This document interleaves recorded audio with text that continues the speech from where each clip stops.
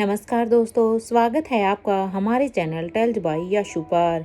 यहाँ पर आपको मिलेंगी रोचक और सस्पेंसफुल कहानियाँ। अगर आपको यहाँ पर हमारी कहानियाँ पसंद आती हैं तो कृपया करके आप हमारी वीडियोस को लाइक करें, इसको अपने दोस्तों को साथ शेयर करें और साथ के साथ अपना कमेंट करना ना भूलें। अगर आप इस चैनल पर नए हैं तो कृपया करके इसे सब्सक्राइब भी करें। आपका ज़्यादा समय न लेते हुए चलो आज की कहानी को शुरू करते हैं।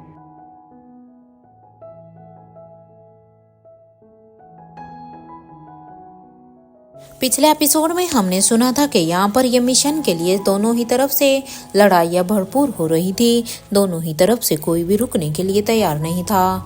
जिस गांव में यहाँ पर अर्जुन सिंह और छठी इंद्री थे, उनके साथ यहाँ पर किंग की स्टैचू थी। किंग की स्टैचू ने यहाँ पर सारे ही इन्फेक्टेड लोगों को रोक कर रखा हुआ था और इस मिशन को लीड यहाँ पर महेंद्र कर रहा था। महेंद्र का तो मन कर रहा था एक बार वो इस स्टैचू के साथ बात करे, यानी कि इस लड़की से बात करे कि वो सबसे पहले शीला और दमयंती का भी कुछ ऐसा ही हाल करे जिससे शायद महेंद्र को मरने का भी दुख नहीं होगा।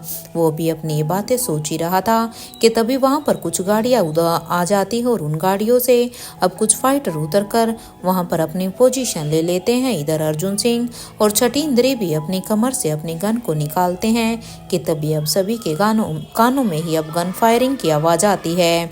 इस आवाज को सुनकर जैसे ही महेंद्र और उसके साथी पीछे मुड़कर देखते हैं तो उनके सामने वहां पर एडवांस हथियारों के साथ कुछ लोग खड़े हुए थे।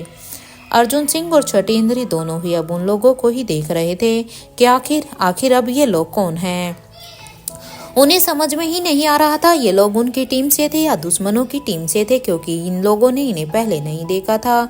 कि उन्हें समझ में नहीं आ रहा था कि सच में क्या ये उनकी मदद के लिए ही फायरिंग कर रहे हैं वहां पर आए। इसलिए वहां पर दूसरी तरफ इधर गांव नंबर 5 में सौम्या अब लक्ष्य के सामने खड़ी होकर अब उन्हें ध्यान से देख रही थी, क्योंकि सौम्या ने जिस गांव को लीड किया हुआ था वहां पर लक्ष्य पहुंचा था इससे पहले कि वो कुछ लक्ष्य से कहते कि तभी लक्ष्य ने उससे कहा, मेरे रास्ते से हट जाओ, मैं तुम पर अटैक नहीं करना चाहता हूँ। अब लक्ष्य की इस बात का जवाब इससे पहले कि सौम्या देती कि तभी वहां पर उसके साथ ही आ जाते हैं और वो जल्दी से अब अपनी गाड़ी से उतरकर अब वो सौम्या को आवाज लगाकर कहते हैं, सब ठीक तो है ना Saumya? Saumya is everything under control. अब उनकी इस बात को सुनकर अब सौम्या कहती है, यस सब ठीक है, इन सभी को यहाँ पर इनकी मौत लेकर आई हुई है, इसलिए ये लोग इतना फड़फड़ा रहे हैं। ये बात कहते हुए सौम्या अब लक्ष्य को इग्नोर करते हुए ही अब अपने साथियों के पास जाने लगती है। अपने दुश्मनों को ऐसे देखकर अब लक्ष्य कहता है, बी रेडी यार दोस्तों, अपने हथियारों को निकालो और अपनी पोजीशन ले लो और ध्यान रहे कि अपनी आखिरी गोली से भी दुश्मनों को मार गिराना है। ये सुनते ही वहां पर अब सभी लोग अपनी अपनी पोजीशन ले लेते हैं, क्योंकि लक्ष्य यहाँ पर अपनी आर्मी के साथ आया था। अब इधर लक्ष्य सूरज से कहता है, ये एडवांस हथियार हैं क्या? क्या तुम्हें ये चलाने आते हैं? इस बात को सुनकर अब सूरज कहता है, हाँ आता है, लास्ट 2 से 3 दिन तक अपने इसे चलाने की प्रैक्टिस की है। आप हमें इसे दे दीजिए।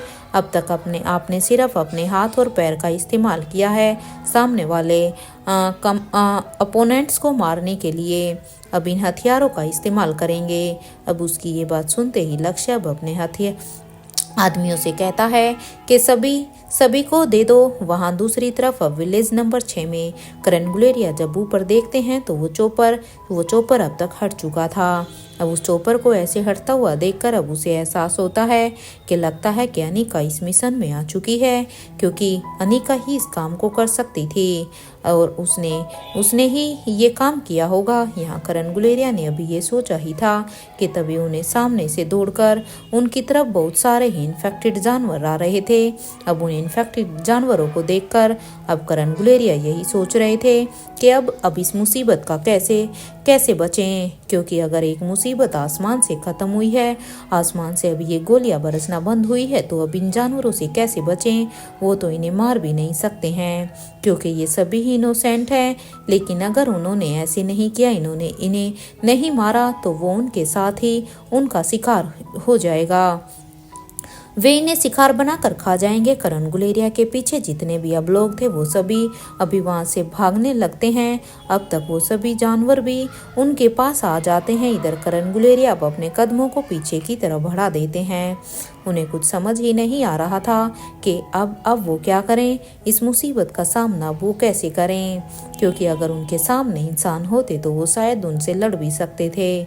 वो भी यही सोचते हैं कि अब अपने कदमों को उसे पीछे की तरफ बढ़ा लेना चाहिए। ये सोचते हुए वो अपने कदमों को पीछे बढ़ा देते हैं तो वहीं उनके कदम अब वहाँ पर लड़खड़ा जाते हैं और वो नीचे गिर जाते हैं। और अब वो सभी जानवर अब उनके बिल्कुल ही करीब पहुँच जाते हैं। उन्हें अपने पास आता हुआ देखकर तो एक पल के लिए अब करण गुलेरिया को भी यही लग रहा था कि शायद अब वो नहीं बचेंगे। ये आज का दिन उनका ये आखिरी दिन होने वाला है। उन्होंने अपनी आंखें अब डर के कारण बंद कर ली थी। वो अब अपनी आंखों से कुछ देखना ही नहीं चाहते थे। कुछ देर तक जब उन्हें कुछ भी एहसास नहीं हुआ तब उन्होंने अपनी आंखों को धीरे धीरे खोला तो उसके पास वो सभी जानवर वहां पर बेहोश हो गए थे, क्योंकि अब तक तो करण गुलेरिया ने सोचा था कि वो अब उसे खाने की तैयारी कर रहे हैं। लेकिन जब उन्हें कुछ भी एहसास नहीं हुआ तब वो देखते हैं। इससे पहले कि वो कुछ समझ पाते कि तभी उनकी नज़र सामने जाती है। जैसे ही वो देखते हैं कि किसी दिशा से गोली के शेप में कुछ था, वो जैसी है उन जानवरों को लगता है तो वो एक एक करके वहीं पर ही बेहोश हो जाते हैं। यहाँ पर हैरानी की बात तो ये थी कि उन जानवरों के शरीर से कोई खून नहीं निकल रहा था। जब करण ने उस दिशा की तरफ देखा तो जहाँ से वो गोली आई थी तो उसकी नज़र अब आसमान पर जाती है तो वहाँ पर एक पैराशूट पहने रोहित वहाँ पर ही उड़ रहा था और उसे के दोनों ही हाथों में बंदूक थी, जिससे कि वो उन जानवरों पर निशाना लगा रहा था। एक एक करके रोहित ने सारे ही जानवरों को वहाँ पर बेहोश कर दिया था। जब उसने इंश्योर किया कि सभी जानवर बेहोश हो गए हैं, उसके बाद ही उसने अब करण गुलेरिया को अब ऊपर से ही थम्स अप का इशारा किया। रोहित को इस तरह से थम्स अप का इशारा करते हुए देखकर अब करण गुलेरिया के चेहरे पर भी एक स्माइल आ जाती है और अब वो भी जवाब में रोहित को थम्स अप का इशारा दे देते हैं। रोहित मारवा को मालूम था कि अभी कुछ ही देर में यहाँ उसके करण पापा का साथ देने के लिए उनकी स्वाति माँ भी यहाँ पर आ जाएंगी, क्योंकि उनकी पहले ही स्वाति मल्होत्रा से इसके बारे में बात हुई थी। इसलिए रोहित अब उन्हें वहाँ पर छोड़कर अब वो विलेज नंबर 8 की तरफ जाने लगता है। तो वहीं करण गुलेरिया के चेहरे पर एक स्माइल थी, तो वहीं वो जानते थे कि ये सभी बस कुछ घंटों के लिए ही बेहोश हुए हैं। इसके बाद पता नहीं क्या होगा, क्योंकि जैसे ही ये लोग अब फिर से होश में आएंगे तो हो सकता है वो फिर से ऐसे ही करेंगे। यहाँ करण गुलेरिया ने ये सोचा ही था कि तभी उसके कानों में कुछ गाड़ियों की आवाज़ आने लगती है। वहाँ पास ही एक घर में इधर धर्मराज मारवा ने जब ये सब देखा तो वो अब अपने हाथों की मुट्ठियों को अपने पैर पर मारते हुए कहता है कि अच्छा नसीब लेकर आया है ये ऑफिसर। ये सुनते ही वहाँ उनके पास खड़े सरजी के दोनों ही फाइटर कहते हैं, लेकिन नसीब बार बार साथ नहीं देता है। अब देखते हैं कि हमारे हथियारों का सामना ये लोग अब कैसे करते हैं, क्योंकि ये स्पेशल डिपार्टमेंट के लोग आज तो बिल्कुल भी नहीं बचने वाले हैं। अब तो इनकी मौत पक्की है। अब उन फाइटर्स की बात पर अब धर्मराज मारवा एक गहरी सोच में थे। कुछ देर तक सोचने के बाद अब वो उन फाइटर्स से कहते हैं, तुम लोगों को पूरा यकीन तो है ना कि ये सभी स्पेशल डिपार्टमेंट के ही ऑफिसर हैं? कहीं ऐसा तो नहीं कि ये कोई और हो जिन्हें तुम स्पेशल डिपार्टमेंट के ऑफिसर समझ रहे हो? धर्मराज मारवा की इस बात को सुनकर अब एक फाइटर कहता है, आपको शक है क्या कि ये ऑफिसर नहीं है, कोई और हो सकते हैं? अब उस फाइटर की ये बात सुनते ही अब धर्मराज मारवा कहते हैं, पता नहीं क्यों ये लोग लगते नहीं हैं, क्योंकि मुझे ये लोग उस स्पेशल डिपार्टमेंट के नहीं लगते। इतनी एडवांस लेवल की ट्रेनिंग तुमने अभी देखा ना कि विलेज नंबर 3 में उन फाइटर्स ने क्या किया था। एक अकेले ने ही हमारे इतने एडवांस चॉपर को अपने हाथ में ले लिया, और वो भी सारे के सारे गांव का। एक काम करो, अपने कुछ आदमियों से कहो कि वो सभी विलेज नंबर 3 में ही जाएं, क्योंकि धर्मराज मारवा को अब तक यहाँ पर सब कुछ पता चल रहा था कि जो चोपर वहाँ पर गोलियों की बारिश कर रहे थे सारे के सारे गाँव में, उनका कंट्रोल अब किसी ऑफिसर ने अपने हाथों में ले लिया था। इसलिए वो अब अपने उन फाइटर से कहते हैं कि तुम अभी उस गाँव नंबर 3 में जाओ। वो जो अभी जैसे ही उतरी ना, पता नहीं क्यों मुझे ऐसा लग रहा है कि मैंने किसी को तो वहां पर उतरते हुए देखा है। ठीक वैसा ही करते हुए ही इस बात पर अब वो फाइटर कहता है, ये क्या कह रहे हो तुम? एक तो वैसे ही हमारा दिमाग पहले ही खराब हो रहा है। तुमने तो सोचा था कि जो स्पेशल डिपार्टमेंट के ऑफिसर यहाँ पर आएंगे उनका हम वही हाल करेंगे जो कि कैप्टन सुजैन और उनकी पूरी की पूरी टीम का किया था, लेकिन ये सब तो हमें बराबर की टक्कर दे रहे हैं। अब उस फाइटर की इस बात को सुनकर अब धर्मराज मारवा कहते हैं, ये इंडिया के स्पेशल डिपार्टमेंट के ऑफिसर हैं, क्योंकि जिन्हें हमने इन्फेक्टेड किया है वो पेरिस के हैं, लेकिन ये इंडिया वाले हैं। ये वही हैं जिनकी वजह से इंडिया में हमारा मिशन फेल हुआ था, कर्नाटक आइलैंड पर भी और दिल्ली में भी। अब तो एडी चोटी का जोर लगाना है और इस मिशन को हमें हर हाल में सफल बनाना है। जितना मुझे पता है इन स्पेशल डिपार्टमेंट में तो यशवंत की ग्रैंड डॉटर अनिका भी शामिल है ना। अब उसकी इस बात पर अब वो दोनों ही फाइटर अब एक दूसरे को आपस में देखते हैं। कुछ देर तक खामोश रहने के बाद अब एक फाइटर कहता है, स्पेशल डिपार्टमेंट के ऑफिसर में से एक आपकी भी तो ग्रैंड डॉटर है ना।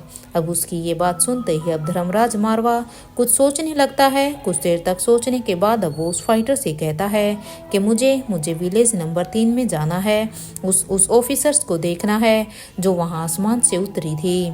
वैसे मान गया मैं यशवंत की सोच को। सारे ही जगह पर जो हिडन कैमरा लगाए हैं, क्योंकि उनकी वजह से ही मैं यहाँ बैठकर आसमान से आराम से यहाँ पर सारी ही जगह को लाइव टेलीकास्ट देख सकता हूँ। इस बात पर अब वो फाइटर कहता है, मेरे ख्याल से इस वक्त आपको यहाँ से निकलना सही नहीं होगा, और वैसे भी वहाँ अक्षय वर्मा तो है ही, वो सब कुछ वहाँ पर संभाल लेगा। अब उस फाइटर की इस बात को सुनकर अब धर्मराज मारवा अब उस फाइटर को घूरते हुए कहते हैं, ये सब तो ठीक है, लेकिन विलेज नंबर 6 का क्या? सिर्फ 2 ही फाइटर हैं वहाँ पर, और उन दोनों ने ना कि सिर्फ हमारे आदमियों को मार गिराया है, इसके अलावा उन इन्फेक्टेड लोगों को एक चर्च में बंद कर दिया है। एक बात बताओ, कैसे होगा वहाँ पर हम दोनों में से कोई कैसे होगा ऐसे? अगर वहाँ पर हमारे फाइटर ही मर चुके हैं तो तुम ऐसा करो, तुम में से एक वहाँ पर जाओ और अपने साथी फाइटर की मदद करो। राजीव गुलेरिया के ना होने से हमें इतना नुकसान होगा ये तो हम लोगों ने सोचा ही नहीं था। काश हम उसे सजा देने से पहले इसके बारे में सोच लेते। इसलिए जाकर अपने साथी की मदद करो। उन दोनों ने उसे घेर कर रखा हुआ है। इस बात को सुनकर अब एक फाइटर कहता है, आप बिल्कुल भी चिंता मत कीजिए, वो अकेला उन दोनों पर भारी पड़ेगा। अब ये सुनते ही अब धर्मराज मारवा कहते हैं, ये तो वक्त ही बताएगा। लगता है चर्च को चुनना हमारी ही गलती होगी। यहाँ पर ये लोग आपस में ही बातें कर रहे थे तो वहीं विलेज नंबर 6 में बूढ़े किंग के फाइटर वहाँ पर सभी को ही मार गिरा देते हैं। और अब वो दोनों सरजी के फाइटर के सामने खड़े थे तो वहीं सरजी का वो फाइटर उन दोनों को ही बड़े ही ध्यान से देख रहा था। इससे पहले कि उनके बीच में कोई भी फाइट शुरू हो जाती, वहां पर भी अब कुछ गाड़ियां आ जाती हैं। उन गाड़ियों की आवाज को सुनकर अब सरजी के फाइटर्स के चेहरे पर एक स्माइल आ जाती है। उन्हें अब एक लास्ट होप नजर आती है कि अब यहाँ पर सारा का सारा माहौल अब बदलने वाला है। और अब वो बूढ़े किंग के फाइटर से कहता है कि ऑल द बेस्ट, अब बच सकते हो तो बच कर दिखाओ, क्योंकि अब तो तुम किसी भी हाल में नहीं बच सकते हो। उसने ये कहा ही था कि तभी उसके पीछे उनके आदमी आकर अब खड़े हो जाते हैं। तो वहीं बूढ़े किंग के वो दोनों ही फाइटर अब एक दूसरे को ही देखते हैं। वो अब एक दूसरे की आंखों में वो आपस में कुछ बातें करने लगते हैं। तभी वो जैसे ही अब वो एक दूसरे से बातें करते हैं तो इससे पहले कि वो दोनों कुछ भी एक्शन लेते कि तभी पता नहीं कहां से, लेकिन जिन गाड़ियों में वो लोग आए थे वो अचानक से ही वहां पर आकर ब्लास्ट हो जाती हैं। पलके झपकते ही 3 से 4 गाड़ियां वहां पर एकदम से ब्लास्ट होती हैं। वहां पे एक जोर का धमाका होता है और हैरानी की बात तो ये थी कि वहां पर किसी को भी कुछ भी समझ नहीं आता है कि उनके साथ अभी हुआ क्या। वो सभी अभी शौक में थे। तो वहीं बूढ़े किंग के दोनों ही फाइटर्स के चेहरे पर अब एक स्माइल थी। उनकी आंखों की चमक बता रही थी कि जो अभी अभी हुआ है वो समझ गए थे कि यहाँ पर क्या हुआ है, इसे किसने किया है। भले ही उनकी आंखों के सामने कुछ भी नहीं हुआ था, लेकिन अब इस ब्लास्ट को देखकर उन्हें समझने में देर नहीं लगी। यहाँ कुछ ही देर में 2 चोपर अब आ जाते हैं जो कि इंडियन आर्मी के ही थे, जो लक्ष्य के साथ आए हुए थे। उन्हें लक्ष्य ने कहा था कि वो सभी उस गांव में जाएं जहाँ उन्हें लगे कि उनकी ज़रूरत हो। एक एक करके वो सभी अभी वहाँ पर उस चोपर से नीचे उतर जाते हैं और अपने हथियारों को पोजीशन में ले लेते हैं। उन्हें ऐसे देखकर अफसर जी के फाइटर ने कहा कि लगता है कि रानी साहिबा का इंडिया के लोगों के साथ कुछ गहरा ही रिश्ता है, तभी तो उनके लिए आज यहाँ पर इंडियन आर्मी तक आ गई है। अब उस फाइटर की ये बात सुनते ही अब बूढ़े किंग के फाइटर ने कहा कि डर गए क्या रानी साहिबा की ताकत को देखकर? काश तुम लोगों ने ये ताकत पहले जान ली होती। अरे अभी तो कुछ नहीं है, अभी तो ये बस शुरुआत है, तुम लोग आगे आगे देखना कि क्या होता है। ये बात सुनकर अफसर जी के फाइटर को कुछ अच्छा तो नहीं लग रहा था, लेकिन वो भी गुस्से भरी नजरों से अब उस फाइटर को ही देखने लगता है। तो वहीं दूसरी तरफ विलेज नंबर 8 में धनंजय पीरामल जब दरवाजे को खोल कर देखते हैं तो वो चोपर अब वहां से जा चुका था। अब वो सभी से कहते हैं चलो चलो बच्चों बाहर आ जाओ। ये कहते हुए ही धनंजय पीरामल के साथ सभी अब वहां पर बाहर आ जाते हैं। यहाँ सनी और ओमकार तो आयशा मारवा को ही देख रहे थे, क्योंकि उन्हें अभी भी अपनी आंखों पर यकीन नहीं हो रहा था कि सच में आयशा मारवा इतनी ताकतवर थी। सनी को तो अब तक अपनी आंखों पर यकीन नहीं था। वो बार बार अपनी आंखों को मसल रहा था और आयशा मारवा की तरफ देख रहा था और साथ के साथ सोच रहा था कि उसके सामने जो उसकी ताई जी है असल में वो कौन है। क्या सच में वो उसकी ताई जी ही है या उसने ही उसे पहचानने में गलती की है। अब तक वो सभी वहां से आ जाते हैं। यहाँ धनंजय पीरामल अब सभी से ही पूछते हैं आप सभी यहाँ तक कैसे आए हो। अब धनंजय की इस बात को सुनकर अब प्रीति कहती है हम गुलेरिया हाउस के चोपर से यहाँ तक आए हैं।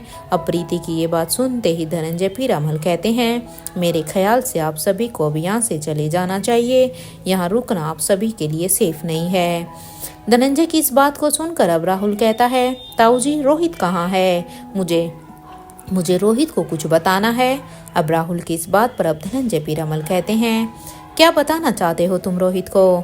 इस बात को सुनकर अब राहुल अपने मन में ही यही सोचता है क्या उसे अपने ताऊ जी को उस सब के बारे में बता देना चाहिए या नहीं। या राहुल अभी अपने ही सोच में था तो वहीं उस घर के अंदर लैब में काम कर रहे यशवंत मल्होत्रा भी अपने मन में ही सोचते हैं कि समझ में ही नहीं आ रहा है कि आखिर स्वाति ने ये कैसा वायरस बनाया है जिसका एंटीडोट बन ही नहीं पा रहा है। इस बार भी फेल। अब समझ में आ रहा है कि आखिर स्वाति ने इसका एंटीडोट क्यों नहीं बनाया है, क्योंकि अगर ये एंटीडोट बनाना इतना आसान होता तो वो तो अब तक कब का बना चुकी होती।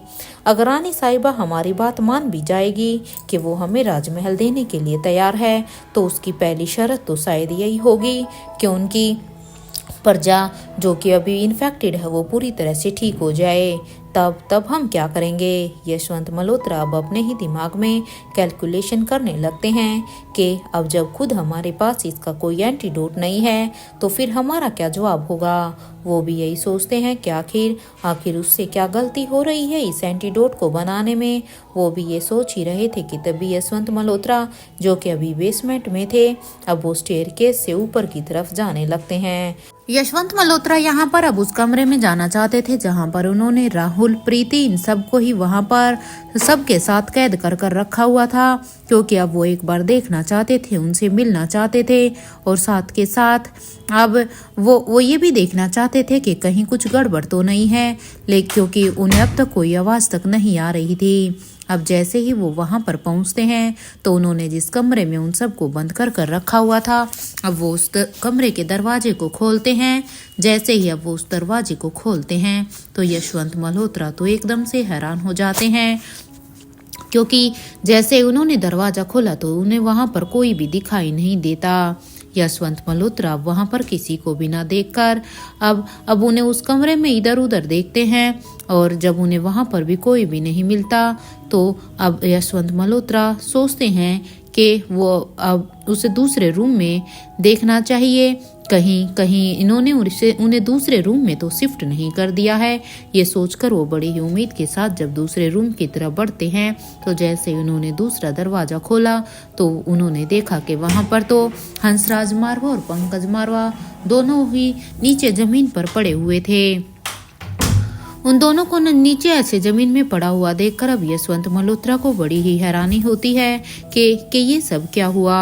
भला उसकी इतनी ताकतवर लोगों के सामने भी वो लोग कैसे निकल गए। अब वो अपने मन में ही सोचते हैं कि अब समझ में आया मुझे, खैर क्यों अब मुझे समझ में आया कि आखिर क्यों धर्मराज मारवा को अपने दोनों बेटों से ज्यादा मेरी उस नालायक बेटी शीला पर भरोसा करता है वो। इसीलिए मुझे समझ में आता है आज मुझे उसके इस भरोसे की जड़ का पता चल गया। अरे जिसके इतने नालायक बेटे हों उसके लिए तो फिर मेरी शीला ही थोड़ी ही उसे ठीक लगेगी, क्योंकि अगर देखा जाए तो उसके नालायक बेटों से अच्छा तो मेरी शीला ही है।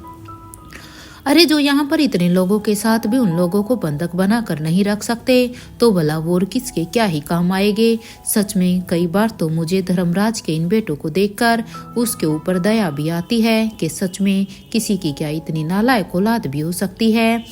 जिसके ऐसे बेटे हों उसके लिए तो अब दया के अलावा और कर भी क्या सकता हूँ। ये कहते हुए ही यशवंत मल्होत्रा अब उन दोनों की हालत को देखते हैं, क्योंकि उन दोनों की हालत बहुत ही बुरी हो रखी थी। उन्हें उनके शरीर में बहुत सारे जख्म थे। उन्हें ऐसे अधमरा सा देखकर अब यशवंत मल्होत्रा अपनी पॉकेट से 2 इंजेक्शन को निकालता है और अब उस इंजेक्शन को उन्हें इंजेक्ट कर देता है। अब अपने काम को करने के बाद यशवंत मल्होत्रा अपने मन में सोचते हैं कि मुझे इसके बारे में सर जी से बात करनी होगी, क्योंकि अब सर जी ही है जो अब शायद इनकी हेल्प कर सकते हैं, ताकि वो इन दोनों को थोड़ी ताकत दे और साथ के साथ थोड़ी भी अकल भी दे सके। वैसे भी कुदरत ने सच में अगर देखा जाए तो धर्मराज मारवा के साथ बहुत ही बड़ी नाइंसाफी की है, क्योंकि जिसके ऐसे बेटे हों उस पर तो शायद किसी को भी तरस आ जाए। क्योंकि अगर धर्मराज मारवा को देखते हैं तो वो कैसा है, और अगर उसके बच्चों को देखते हैं, उसके इन बेटों को देखते हैं तो ये कितने ही नालायक हैं। खैर अब किस्मत के आगे क्या कर सकते हैं, कोई बात नहीं। जो काम कुदरत नहीं कर सकी वो काम अब साइंस करेगा। क्योंकि अगर कुदरत में यहाँ पर उसके बेटे ऐसे नालायक निकले तो कोई नहीं, लेकिन अब साइंस के जरिए हम इन्हें ताकतवर भी बनाएंगे और अक्लमंद भी, लेकिन इसके लिए अब सर जी ही उसमें हेल्प कर सकते हैं। ये कहते हुए यशवंत मल्होत्रा अब वहां से निकलकर फिर से किसी दूसरे रूम में चला जाता है, और वहां जाने के बाद अब वो वहां पर उस रूम में जाता है जहां पर वो बड़ी सी स्क्रीन लगी हुई थी, जिसमें कि वो इन सारे ही गाँव की हालत को कुछ समय पहले देख रहा था। जैसे ही वो वहां पर पहुंचता है तो वो वहां पर लगी हुई स्क्रीन को अब ऑन कर देता है, ताकि उसे अब उन 8 गाँव में क्या हो रहा है उसके बारे में कोई ना कोई अपडेट मिले। जैसे ही यशवंत मल्होत्रा ने यहाँ पर उस स्क्रीन को ऑन किया तो उसके बाद उसकी नज़र तो एकदम फटी की फटी रह गई, क्योंकि उसकी नज़र उन 8 गाँव पर थी। उन गाँव का नज़ारा देखकर तो यशवंत मल्होत्रा को जैसे एक 440 वोल्ट का एक झटका लगा हो। उसे अपनी आंखों पर यकीन नहीं हो रहा था। यशवंत मल्होत्रा ने तो अब तक न जाने अपने मन में क्या क्या सोच चुका था कि उसके फाइटर ने अब तक अपनी बढ़त हासिल कर ली होगी, लेकिन अब वो देखकर तो अब वो एक गहरी सोच में चले जाते हैं। कुछ देर तक अब सब कुछ सोचने के बाद अब वो अपने फ़ोन को उठाते हैं और अब वो एक मैसेज टाइप करते हैं, जिस मैसेज में वो लिखते हैं कि तुम सभी अपने अपने अलॉट किए हुए गांव में अभी के अभी पहुंचो, क्योंकि तुम लोगों की वहां पर अब उन गांव में ज़रूरत है।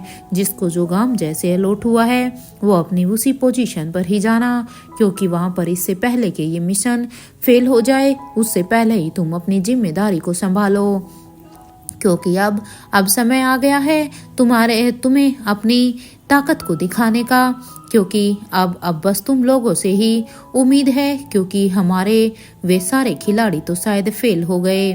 इस मैसेज को अब एक ग्रुप में सेंड करने के बाद यशवंत मल्होत्रा अब सोचते हैं आखिर उसके दोनों ही दोस्त आयशा को लेकर क्या सोचते हैं। कुछ तो ऐसा है जो धर्मराज और देवराज ये दोनों ही जानते हैं, लेकिन मैं नहीं जानता हूँ, क्योंकि बरसों पहले भी दोनों अपने अपने बेटे से आयशा की शादी कराना चाहते थे, और अब भी आयशा का किडनैप कराकर उसे यहाँ लाया गया है। आखिर क्या बात है उस आयशा में ऐसी जो मुझे नहीं पता है। अरे क्या किस्मत है मेरी, एक तो इस दुनिया में होकर भी इस दुनिया से गायब है, और दूसरे को तो कुछ याद ही नहीं है। दोनों ही दोस्त ऐसे हैं। खैर अब कुछ ऐसा करना होगा कि ये सारे ही इन्फेक्टेड लोग अब उस स्पेशल ऑफिसर्स को अपनी टीम में शामिल कर लें, क्योंकि अब प्लान ऐसा बनाना है कि जितने भी इन्फेक्टेड लोग हैं जिन्हें इन लोगों ने अब बंद कर रखा हुआ है, वो अब कुछ ऐसा करें कि जिससे स्पेशल डिपार्टमेंट की ये पूरी टीम ही उन्हीं के जैसे इन्फेक्टेड हो जाए। फिर शायद इस मिशन को कोई भी नहीं रोक सकता, और फिर राजमहल का होल्ड भी मेरे हाथों में आ जाएगा। लेकिन तब तक मुझे अब इस वायरस के इस एंटीडोट को बनाने में लग जाना होगा, क्योंकि जब तक मैं इस एंटीडोट को नहीं बना लेता तब तक मैं उस रानी साहिबा को क्या कहूँगा, क्योंकि अगर वो मेरी शर्तों को मानने के लिए तैयार भी हो गई तो मेरे पास तो एंटीडोट ही नहीं है। इसलिए मेरे पास तब तक का समय है, मुझे बस इस लिमिटेड समय में ही उस एंटीडोट को बनाना होगा। यहाँ यशवंत मल्होत्रा अभी अपनी ही सोच में थे। वो अभी अपनी पूरी की पूरी कैलकुलेशन अभी अपने दिमाग में कर रहे थे।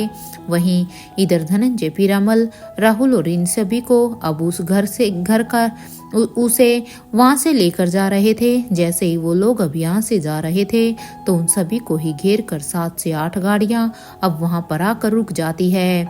वो सारी की सारी गाड़ियां अब उन सभी के चारों साइड चक्कर काट रही थी। उन सबको देखकर तो अब वो सभी एकदम से ही चौंक जाते हैं कि आखिर ये सब क्या हुआ, कौन है ये सब। हालांकि धनंजय पीरामल को तो पहले से ही पता था कि ये जगह अब इन सब के लिए सेफ नहीं है, इसलिए वो अपने भाइयों को पूरी तरह से सबक सिखाने से पहले ही वो इन्हें यहाँ से सेफली निकालना चाहते थे, ताकि बाद में वो यहाँ पर हर एक चीज़ को अच्छी तरह से हैंडल कर सकें।